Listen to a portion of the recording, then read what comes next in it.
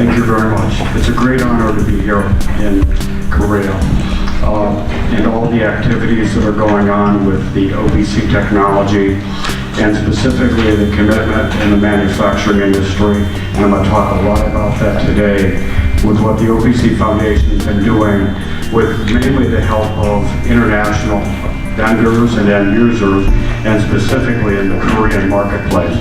So normally my presentation goes about 2 hours, so I'm going to cut this down to 30 minutes here and go through this. First off, the OPC Foundation, actually, I guess I'm getting quite old. I started it in 1995 as an initiative to solve basically moving data from information from process control and factory automation devices to the first tier visualization systems on the standard Microsoft platform. Now with the OPC UA technology that was developed in 2004 that I will talk about today, it's truly geared towards multi-vendor, multi-platform, secure, reliable information integration for moving data from field devices and applications all the way into the cloud. It is an IEC standard. You do not have to be a member of the foundation to build OPC products. It's truly an open standard. The specifications are available for free. The technology is open source, and certification is available to members and non-members. We are a test to the strength of the organization because the companies on the board of directors include companies like Microsoft and SAP and Siemens and Beckhoff and Honeywell and Rockwell and Schneider and ABB and Yokogawa and Iconics and Aspelab and myself as well. The important things that are happening though in the world is the end users are really demanding open systems. And companies like Siemens and Rockwell, who were competitors for the longest time, are really now working together to meet and exceed the needs of the end users. Companies like Miele and Volkswagen, LG and Samsung are all very committed to the OPC technology, and I'm going to talk more about that today, but they're using the OPC UA technology. We've got a lot of new companies that continue to join the foundation at the highest tier, basically, again, committing to OT to IT convergence as part of our strategy. But if you think back in history of what we're trying to do, I like to think of OPC as the USB of industrial automation. We have to teach the machines, we have to teach the robots how to speak. But now we talk about adaptive learning, we talk about AI, and now what happens is the machines and applications with technology like OPC actually discover each other and they communicate to each other and they're able to share information so we have true interoperability. This is a big advantage of the adaptive learning concept that I'm going to talk about today. So devices and machines basically differentiate themselves no longer on interoperability, they differentiate themselves on the functionality that they provide. Interoperability has to be the standard that has been setting the stage with consumer electronics for so long, which is now expected in all aspects of manufacturing and industrial automation. What I talk about from a UA perspective and OPC UA as a unified architecture, first off I talk about interoperability. I talk about the fact that it's multi-platform. I don't care whose platform, I don't care what operating system, I don't care what programming language, everything has to interoperate together. So we talk about interoperability from that perspective. I talk about data modeling. The idea behind data modeling is I can take a device or application, I can plug it into a network, and other applications can discover it and actually discover and be able to use the capabilities of it. This is the aspects of data modeling. So if you think how it works in USB, you plug it in, magically it just works, it's discovered, interoperability, and you're able to share and communicate the data. But what's really happening is the importance of the industrial Internet of Things and IoT and everything that's going on in that world when you start thinking about the cloud and the edge and big data. Security is very, very important.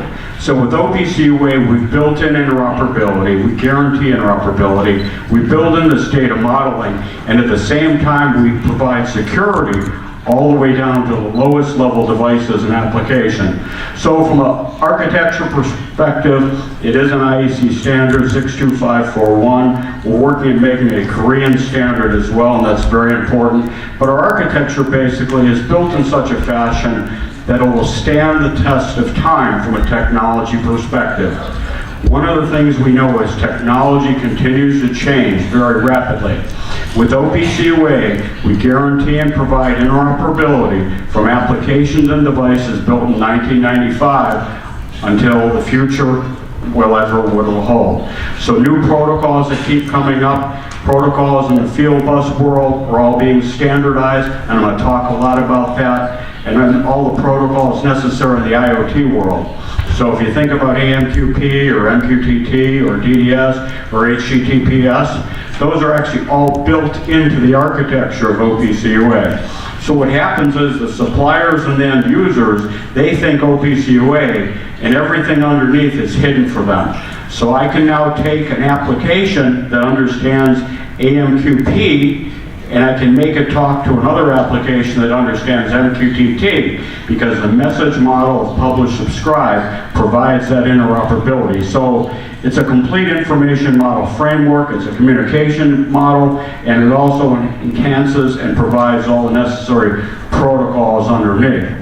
The biggest advantage of that is from the end user perspective is all these other standards organizations are out there can now use OPC UA to provide multi-platform, secure, reliable information integration. So now, and my colleagues hate when I bring this up, but I can take Microsoft Excel and I can hook it up to a device.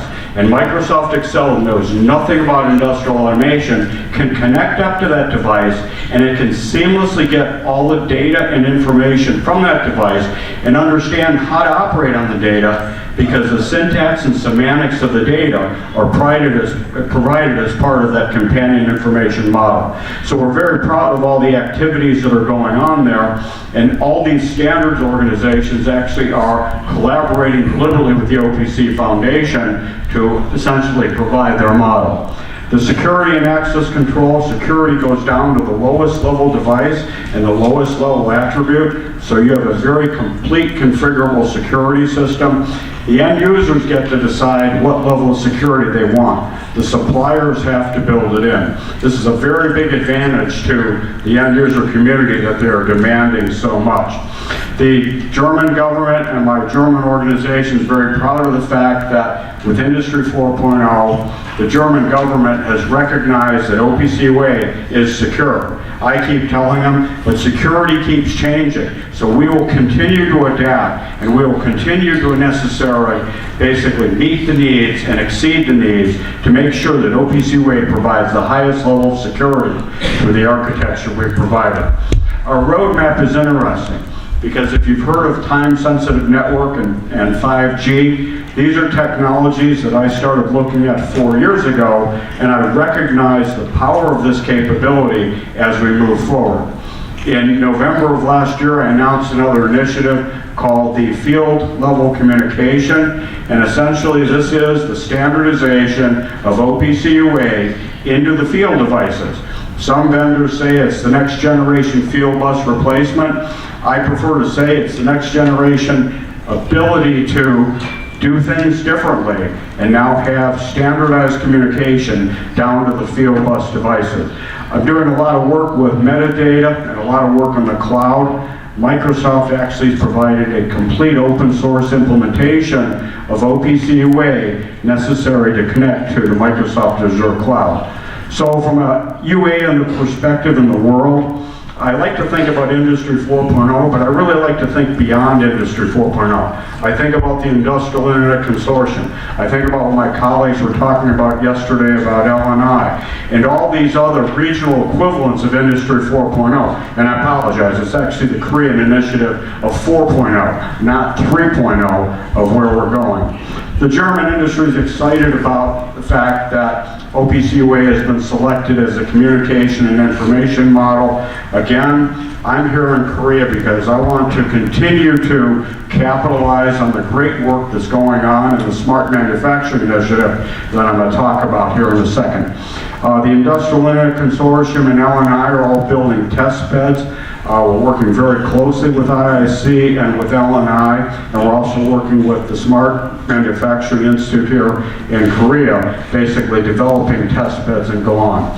So the biggest thing that's very exciting here is I'm very proud of the work that's going on with Teddy and all the companies basically of the standardization of really providing all the necessary infrastructure for pre-testing, evaluating, and really integrating all this OPC UA technology and all the information models. So whether you're working on vision systems or robotics or automotive or packaging lines, or you're doing process, you're doing oil and gas, you're doing pharmaceutical, essentially all this work is going on, and there's going to be a lot of standardization activity as necessary in the Korean industry of what we're trying to do. So that's very exciting, and I encourage you to get highly involved and take a look at the great work that's going on in the SMIC. There's a lot of movies that are on the OPC Foundation website. They're all on our YouTube channel we've created. There are some animated videos, there's a lot of testimonials. I'm not going to go through those.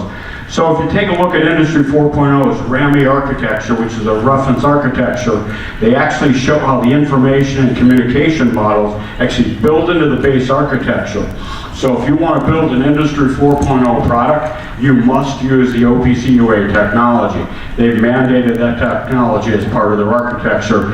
And the organization called VDMA then picked up on that, and I'm going to talk a little bit about that. So the advantage of what we're trying to do is you can take a robot, and I can have standardization of all that data in a robot, independent of the vendor. So every robot manufacturer will agree on what the data is, and then using OPC UA and developing a companion specification, they can actually have standardization such that Microsoft Excel could consume that data.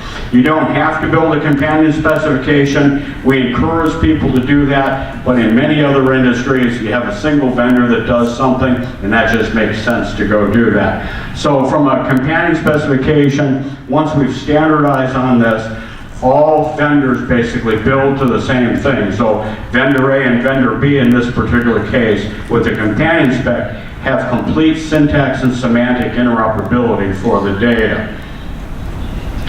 So here are some of the collaborations, and the problem I have is keeping track of all of them.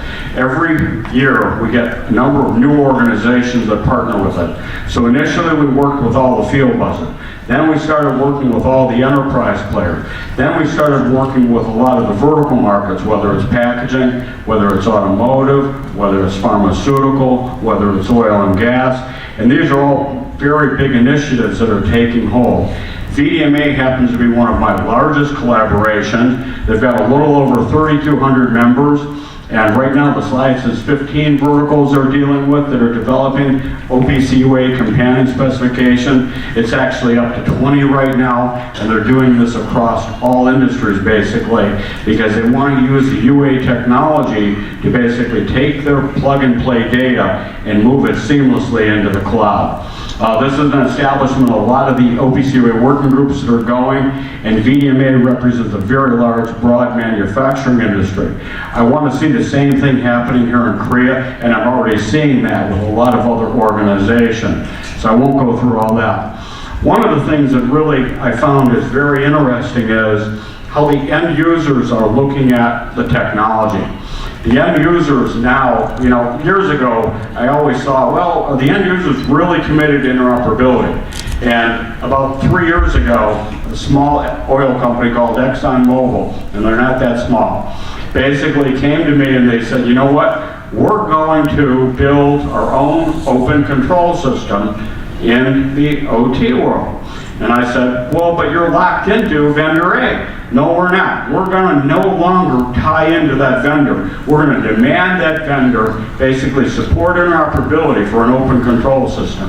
And what ExxonMobil did, they basically developed a whole standard. They hired a company called Lockheed Martin that knows nothing about industrial automation. They do now. And essentially they hired them to go build an open control system. So I'm talking open hardware, open open software, everything has to be, open source technology. And they've decided to do this. And they did this under something called the Open Group. And they put a lot of money into this, and they've got a lot of other oil companies behind them. They selected OPC UA basically as part of their standard. We've been working with them for quite a while. And they recognize that this is going to continue with all the information modeling. So what's happening is the end users are demanding interoperability, very similar to what we expect in consumer electronics. You no longer want to go to your single vendor and lock into one vendor. I love Dell, but I don't want to buy everything from Dell. I don't want to buy everything from Apple. I want to make this stuff work. And the same is true when you think about industrial automation. So this is part of the architecture and things that these guys are putting together. And they're putting this together for a reason, because the reason is they're going to force all the vendors basically to adhere to their standard and do what they want them to do, not what the suppliers want to do then. And that's a very interesting thing of what's going on. VDMA is doing the same thing, and they have developed a common language for all the machine tool platforms. They're building all these vendors together for a reason, so every single robot manufacturer, every single packaging machine, every single vision system, all the suppliers in that space basically developed that. When I started working in the industrial automation, I went to work for Allen Bradley, which became Rockwell. I didn't know what a PLC was. I do now. And I started thinking, well, why can't I take a program in a Siemens controller and just make it work in a Rockwell controller? Why doesn't this just work? Why doesn't it, well, we've got standards for this.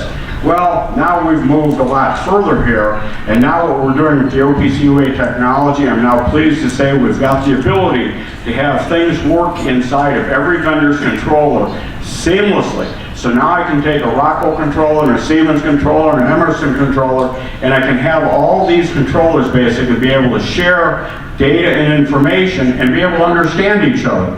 This is a very big step in the OPC UA technology. We're doing a lot of things with NMR, which is a big end-user organization. Again, it's focused at process automation, and there's a lot of activities in that respect. Again, the Microsoft commitment, usually I put up the slide, my Microsoft colleague says Microsoft, and it's got the big heart, UA, because Microsoft really wanted to get into industrial automation. So what they've done is basically they provided a complete OPC UA open source in the open source repository GitHub that allows you to have OPC UA connectivity based on .NET to Microsoft Azure. So they're very committed to that, as well as Siemens and SAP and a multitude of other vendors. So these are some of the things that are going on. And if you've had the opportunity to walk into Hall D, you can see the smart manufacturing that's going on with Ketty, and they're showing how all these different things are tying together with the OPC UA technology and 5G. So what's happening is UA has become, OPC UA, the unified architecture, has become the infrastructure for interoperability for the end users and the vendors. And that's the SAP stuff. So with SAP, they wanted to start getting down into manufacturing, and they realized that it was very expensive to do that. Now with OPC UA, it's very easy for them to get data out of all the factory level devices necessary in manufacturing. So what we're doing is the trend basically is a service oriented architecture. We've separated out the data from the services. With classic OPC, we had 32 different ways of reading data. With OPC UA, we have one. What difference is the data and the metadata, basically, that we're moving from a service-oriented architecture.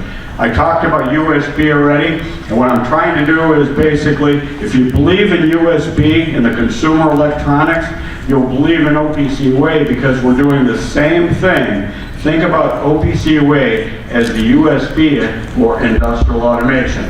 So that's the whole transition. In addition to that, there has to be a lot of ways to get back to these legacy systems, and we're doing a lot of things where there's a lot of different products out there and gateways. So they come from Cisco, they come from Dell, they come from a lot of the industrial automation manufacturers. So where you can't put OPC UA in some of these, what I call the not so smart devices, okay, you can actually have a gateway that basically encapsulate that in. So it's really all about field devices. It's about the sensor to the cloud. I'm doing a lot of work in building automation as well as, all aspects of manufacturing and process control.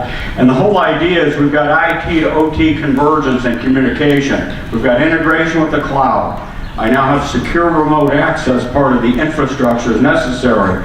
I've got local OT communication, so you can have local clouds basically in the perspective. And as I said, I can now make a Rockwell controller seamlessly be able to talk to a Siemens controller, whether they like it or not. As a matter of fact, the end users can now say, you know, we don't like A, we're going to go with B. And they can do that now.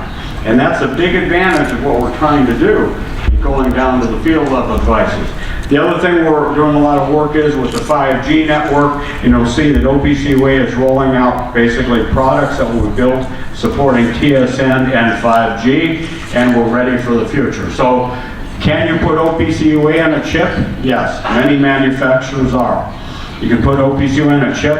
I've built it on a Raspberry Pi personally myself, deliberately because I can. And a Raspberry Pi is a PLC in all intents and purposes once you connect it up to some I/O. So that's kind of the level of things we're doing. We're a lot excited about some of the end users. Volkswagen recently joined the OPC Foundation, and basically they mandated that we're only going to buy products that support OPC UA.